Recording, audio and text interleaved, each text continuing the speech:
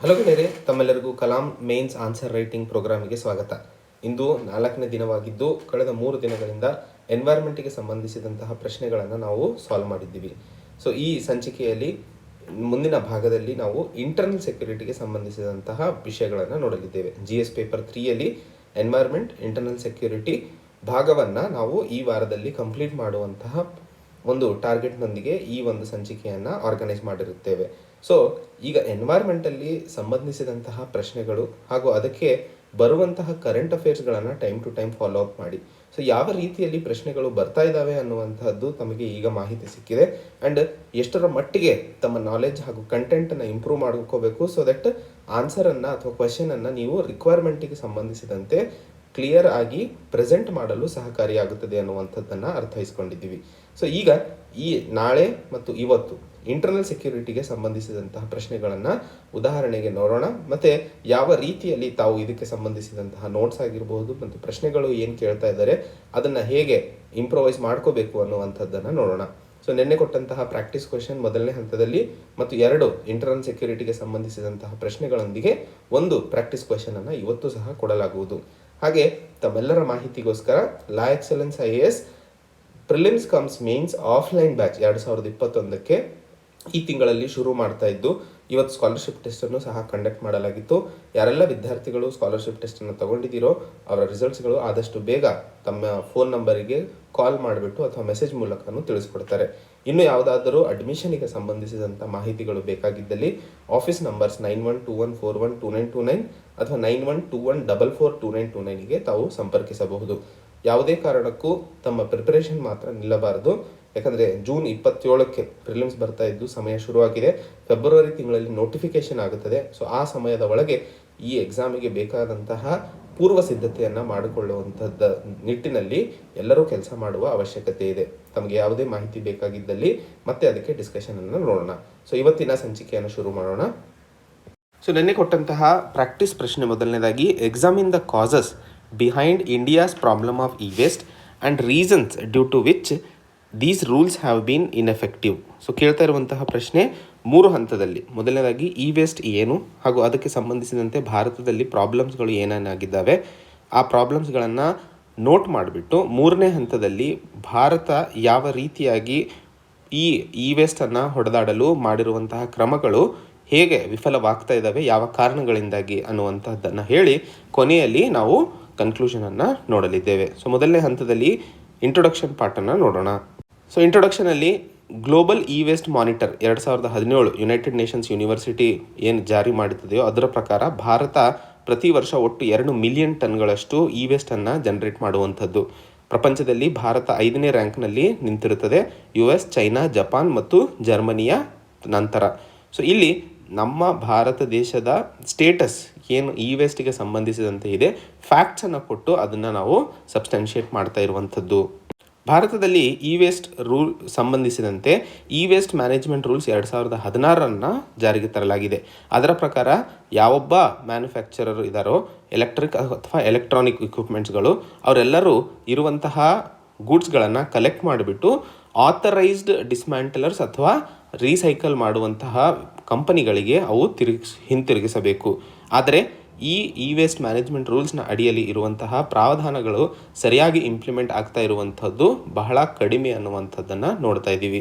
So ಏನೇನು ಕಾರಣಗಳಿದ್ದಾವೆ E-waste ಪ್ರಾಬ್ಲಮ್ಗೆ ಅಥವಾ E-waste ಹೆಚ್ಚಿಗೆ ಆಗೋದಕ್ಕೆ ಅನ್ನುವಂಥದ್ದಕ್ಕೆ?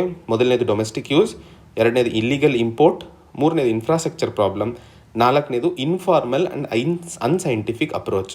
ನಮ್ಮ ಆನ್ಸರಿಗೆ ಬೇಕಾದಂತಹ ರಿಕ್ವೈರ್ಮೆಂಟಿಗೆ ಸಪೋಸ್ 250 ವರ್ಡ್ಸಿಗೆ ಕೇಳಿದರೆ ಅದನ್ನೇನಾದ್ರು ಎಕ್ಸ್ಪ್ಯಾಂಡ್ ಮಾಡಬೇಕು ಅಂತ ಅನಿಸಿದ್ದಲ್ಲಿ ಈ ಪಾಯಿಂಟ್ಸ್ಗಳನ್ನು ತಾವು ಎಕ್ಸ್ಪ್ಯಾಂಡು ಮಾಡಬಹುದು ಅಥವಾ ಡಿಟೇಲ್ ಆಗು 2 ಲೈನ್ ಬರೆಯುವಂಥ ಪ್ರಾವಧಾನಗಳು ಇದ್ದಾವೆ.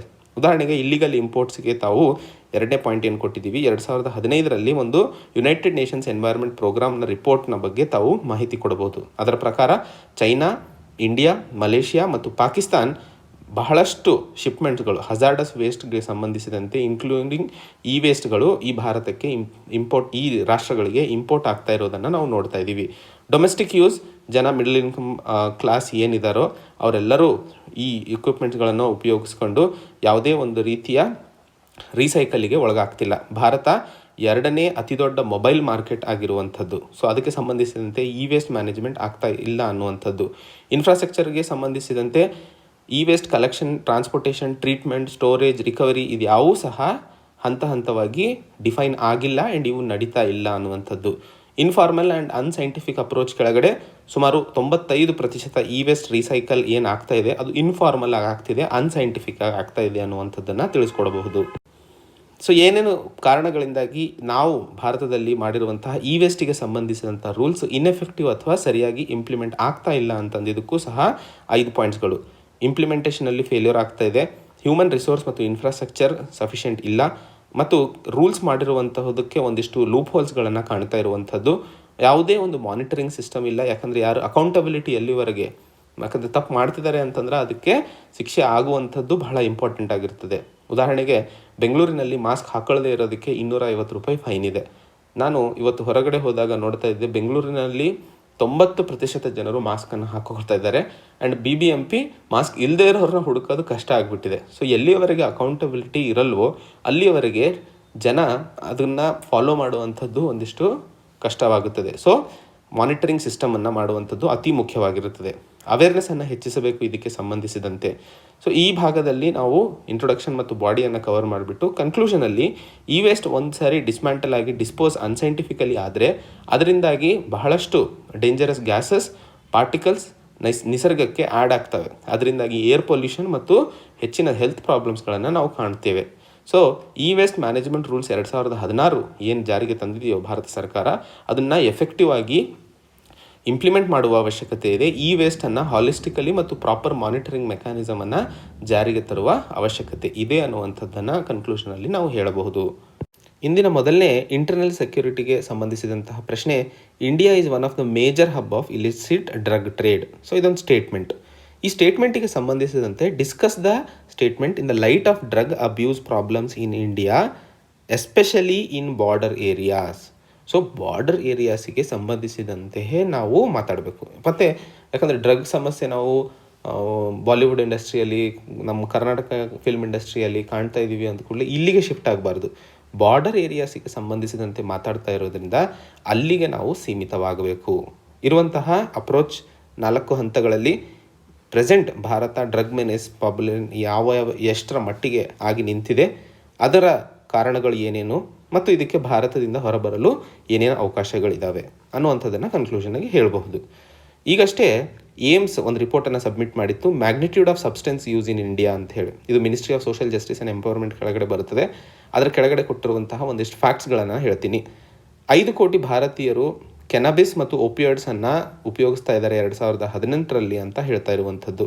ಮತ್ತು ಇದರಿಂದಾಗಿ ಸುಮಾರು 8.5 ಲಕ್ಷ ಜನರು ಇಂಜೆಕ್ಷನ್ ಡ್ರಗ್ಸನ್ನು ಉಪಯೋಗಿಸ್ತಾ ಇರುವಂಥದ್ದು. ಹೆಚ್ಚಿನ ಕೇಸಸ್ಗಳು 1/2ಕ್ಕಿಂತ ಹೆಚ್ಚು ಪಂಜಾಬ್, ಅಸ್ಸಾಂ, ಡೆಲ್ಲಿ, ಹರಿಯಾಣ, ಮಣಿಪುರ್, ಮಿಜೋರಾಂ, ಸಿಕ್ಕಿಂ, ಉತ್ತರ ಪ್ರದೇಶ್ ಇವೆಲ್ಲ ರಾಜ್ಯಗಳು ಇಂಟರ್ನ್ಯಾಷನಲ್ ಬಾರ್ಡರನ್ನು ಹೊಂದಿರುವಂತಹ ರಾಜ್ಯಗಳು. ಸುಮಾರು 60 ಲಕ್ಷ ಜನರು ಈ ಒಪೈಡ್ ಪ್ರಾಬ್ಲಮಿಂದ ಬಳಲ್ತಾ ಇದ್ದಾರೆ ಅನ್ನುವಂತಹ ಒಂದು ಫ್ಯಾಕ್ಟ್ಸನ್ನು ನಮಗಿದ್ದಾಗ ಈ ಆನ್ಸರ್ ಅಥವಾ ಈ ಕ್ವೆಶನನ್ನು ನಾವು ಪರಿಪೂರ್ಣವಾಗಿ ಜಸ್ಟಿಫೈ ಮಾಡಲು ಸಾಧ್ಯವಾಗುತ್ತದೆ. ಮತ್ತು ಭಾರತದಲ್ಲಿ ಏನೇನು ಪ್ರಾಬ್ಲಮ್ಸ್ಗಳು ನಡೀತಿದ್ದಾವೆ, ಇಲ್ಲಿಗಲ್ ಡ್ರಗ್ ಟ್ರೇಡ್ ನಡೀತಾ ಇರುವಂಥದ್ದು.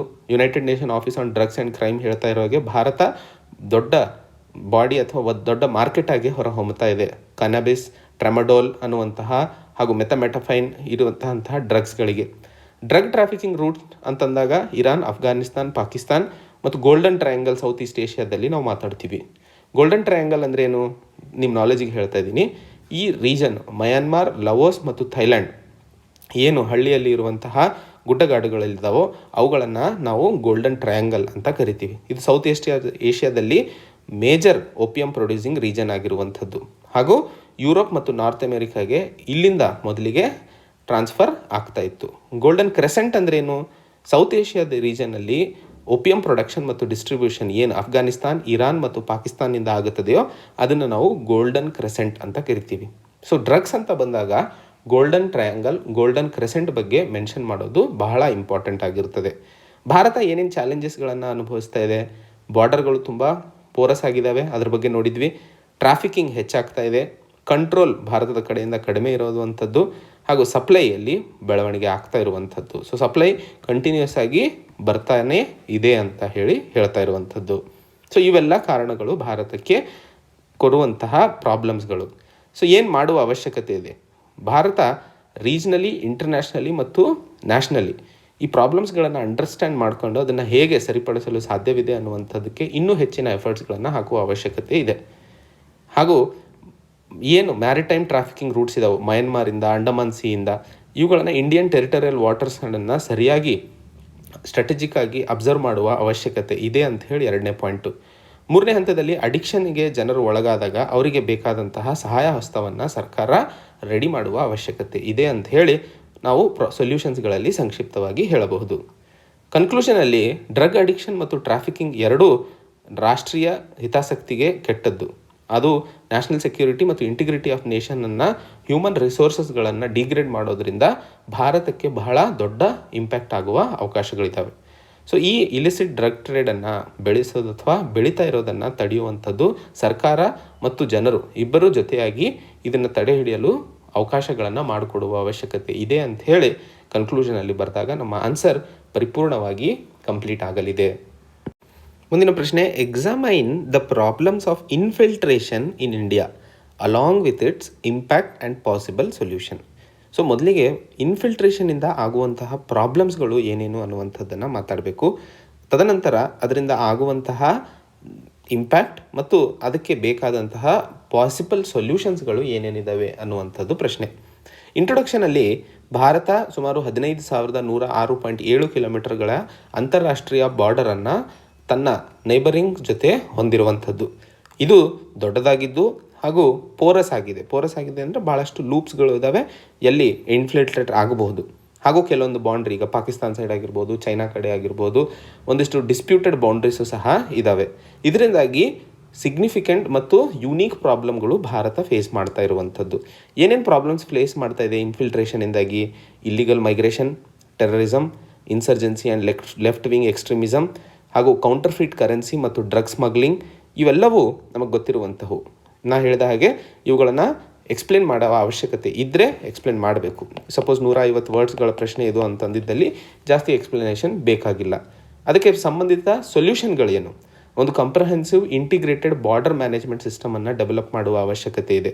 ಭಾರತ ಈ ರೀತಿಯ ಇಂಟಿಗ್ರೇಟೆಡ್ ಮತ್ತು ಹಾಲಿಸ್ಟಿಕ್ ಸೊಲ್ಯೂಷನನ್ನು ತಗೊಂಡಿದ್ದಲ್ಲಿ ಇನ್ಫಿಲ್ಟ್ರೇಷನನ್ನು ತಡೆಯಲು ಸಾಧ್ಯವಾಗುತ್ತದೆ. ಒಂದು ಕಂಪ್ರಹೆನ್ಸಿವ್ ಇಂಟಿಗ್ರೇಟೆಡ್ ಬಾರ್ಡರ್ ಮ್ಯಾನೇಜ್ಮೆಂಟ್ ಸಿಸ್ಟಮನ್ನು ಏನಾದರೂ ಸರಿಯಾಗಿ ಇಂಪ್ಲಿಮೆಂಟೇಷನ್ ಮಾಡಿದ್ದಲ್ಲಿ ಇರುವಂತಹ ಗ್ಯಾಪ್ಸ್ಗಳನ್ನು ಅಡ್ರೆಸ್ ಮಾಡಿಬಿಟ್ಟು ಈಗ ಪ್ರೆಸೆಂಟ್ ಸ್ಥಿತಿಯಲ್ಲಿ ಬಾರ್ಡರ್ ಸೆಕ್ಯೂರಿಟಿಗೆ ಸಂಬಂಧಿಸಿದಂತಹ human resource, weapons, high tech surveillance ಇಕ್ವಿಪ್ಮೆಂಟ್ಸ್ಗಳನ್ನು ನಾವು ಇಂಪ್ಲಿಮೆಂಟ್ ಮಾಡುವ ಅವಶ್ಯಕತೆ ಇದೆ. Bharat roads, lands, air strips, infantry ಬೆಟಾಲಿಯನ್ಗಳು, ಸ್ಟ್ರೈಕ್ ಕಾರ್ಪ್ಸ್ಗಳು ಇವುಗಳನ್ನು ಡೆವಲಪ್ ಮಾಡುವ ಅವಶ್ಯಕತೆ ಇದೆ. ಬಾರ್ಡರ್ ಏರಿಯಾಗಳಲ್ಲಿ ಸಾಮಾಜಿಕ ಮತ್ತು ಆರ್ಥಿಕ ಇನ್ಫ್ರಾಸ್ಟ್ರಕ್ಚರನ್ನು ಹೆಚ್ಚಿಸೋದ್ರಿಂದ ಆ ಒಂದು ರೀಜನ್ ಅಥವಾ ಅಲ್ಲಿನ ಜನರು ಈ ಒಂದು ಬಾರ್ಡರ್ ಸಮಸ್ಯೆಗೆ ನಮಗೆ ಸಹಾಯ ಹಸ್ತವನ್ನು ಚಾಚುತ್ತಾರೆ. So border area development plan ಮತ್ತು ಬಾರ್ಡರ್ ಇನ್ಫ್ರಾಸ್ಟ್ರಕ್ಚರ್ ಆ್ಯಂಡ್ ಮ್ಯಾನೇಜ್ಮೆಂಟನ್ನು ಸರಿಯಾಗಿ ಇಂಪ್ಲಿಮೆಂಟ್ ಮಾಡುವ ಅವಶ್ಯಕತೆ ಇದೆ. ಸ್ಪೇಸ್ ಟೆಕ್ನಾಲಜಿಯನ್ನು ಎಫೆಕ್ಟಿವ್ ಆಗಿ ಉಪಯೋಗಿಸಿಕೊಳ್ಳುವ ಅವಶ್ಯಕತೆ ಇದೆ ಅಂತ ಹೇಳಿ ಸೊಲ್ಯೂಷನ್ ಮುಖಾಂತರ ಟೆಕ್ನಾಲಜಿಕಲಿ ಜನರ ಸಹಾಯದೊಂದಿಗೆ ಮತ್ತು ಯಾವ ರೀತಿಯಲ್ಲಿ ರಿಸೋರ್ಸಸ್ಗಳನ್ನು ಹೆಚ್ಚಿಸೋದ್ರ ಬಗ್ಗೆ 3 ಹಂತದಲ್ಲಿ ಮಾತಾಡ್ತಾ ಇದ್ದೀವಿ. ಕನ್ಕ್ಲೂಷನ್ಗೆ ಬಂದಾಗ ಇನ್ಫಿಲ್ಟ್ರೇಷನ್ ಭಾರತಕ್ಕೆ ಒಂದು ಇಂಪಾರ್ಟೆಂಟ್ ಥ್ರೆಟ್ ಆಗಿ ಹೊರಹೊಮ್ಮುತ್ತಿದೆ. ಇದನ್ನು ಹಾಲಿಸ್ಟಿಕ್ ಮ್ಯಾನರಲ್ಲಿ ಅಂದರೆ ಪರಿಪೂರ್ಣವಾಗಿ ಫೋಕಸ್ ಮಾಡಿ 2 ಹಂತದಲ್ಲಿ ಸೆಕ್ಯೂರಿಟಿ ಇನ್ಫ್ರಾಸ್ಟ್ರಕ್ಚರ್ ಮತ್ತು ಸೋಷೋ ಎಕನಾಮಿಕ್ ಇನ್ಫ್ರಾಸ್ಟ್ರಕ್ಚರ್ ಎರಡನ್ನೂ ಡೆವಲಪ್ ಮಾಡಿದ್ದಲ್ಲಿ ನಾವು ಬಾರ್ಡರ್ಗೆ ಸಂಬಂಧಿಸಿದಂತಹ ಪ್ರಾಬ್ಲಮ್ಸ್ಗಳನ್ನು ಸಾಲ್ವ್ ಮಾಡಲು ಸಾಧ್ಯವಾಗುತ್ತದೆ ಅನ್ನುವಂಥದ್ದನ್ನು ಈ ಆನ್ಸರ್ನಲ್ಲಿ ನಾವು ಸಂಕ್ಷಿಪ್ತವಾಗಿ ಬರೆಯಬೇಕಾಗಿರುತ್ತದೆ. ಇದನ್ನ ಕೊನೆಯ practice question, examine the vulnerabilities and preparedness of India with respect to coastal security. So coastal ಸೆಕ್ಯೂರಿಟಿಯ ಬಗ್ಗೆ ನಾವು ಮಾತಾಡ್ತಾ ಇದ್ದೀವಿ. ಇಲ್ಲಿ ಓವರಾಲ್ ಬಾರ್ಡರ್ ಬಗ್ಗೆ ಮಾತಾಡೋ ಹಾಗಿಲ್ಲ. ಸೊ ಕೋಸ್ಟಲ್ ಸೆಕ್ಯೂರಿಟಿಯ ವಲ್ನರಬಿಲಿಟೀಸ್ ಮತ್ತು ಪ್ರಿಪೇರ್ಡ್ನೆಸ್, ಭಾರತ ಎಷ್ಟರ ಮಟ್ಟಿಗೆ ಅದಕ್ಕೆ ತಯಾರಾಗಿದೆ ಇದನ್ನು ಹ್ಯಾಂಡಲ್ ಮಾಡಲು ಅನ್ನುವಂಥದ್ದನ್ನು ಹೇಳಬೇಕಾಗಿರುವಂಥದ್ದು. 3 ಪಾಯಿಂಟ್ಸ್ಗಳನ್ನು ನಾನು ಅಪ್ರೋಚ್ ಆಗಿ ಕೊಡ್ತಾ ಇದ್ದೀನಿ. ಬಾರ್ಡರ್ ಕೋಸ್ಟಲ್ ಚಾಲೆಂಜ್ ಭಾರತ ಏನೇನು ಫೇಸ್ ಮಾಡ್ತಾ ಇದೆ ಅದನ್ನು ಇಂಟ್ರೊಡಕ್ಷನಲ್ಲಿ ಕೊಡಿ, ಮತ್ತು ಏನು ಸೆಕ್ಯೂರಿಟಿ ಸ್ಟ್ರಕ್ಚರ್ ಮತ್ತು ಇನಿಷಿಯೇಟಿವ್ ಸರ್ಕಾರ ತಗೊಂಡಿದೆ ಈ ಚಾಲೆಂಜಸನ್ನು ಎದುರಿಸಲು ಅನ್ನುವಂಥದ್ದನ್ನು ಬಾಡಿಯಲ್ಲಿ ಬರೀರಿ. ಕೊನೆಯ ಹಂತದಲ್ಲಿ ಕೋಸ್ಟಲ್ ಸೆಕ್ಯೂರಿಟಿ ಎಷ್ಟರ ಮಟ್ಟಿಗೆ ಇಂಪಾರ್ಟೆಂಟ್ ಇದೆ ಆ್ಯಂಡ್ ಅದನ್ನು ಯಾವ ರೀತಿಯಲ್ಲಿ ಇನ್ನೂ ಎಷ್ಟರ ಮಟ್ಟಿಗೆ ಭಾರತ ಇಂಪ್ರೊವೈಸೇಷನಿಗೆ ಅವಕಾಶಗಳು ಇದ್ದಾವೆ ಅನ್ನುವಂಥದ್ದನ್ನು ಕನ್ಕ್ಲೂಷನಲ್ಲಿ ಹೇಳಬೇಕಾಗಿರುತ್ತದೆ.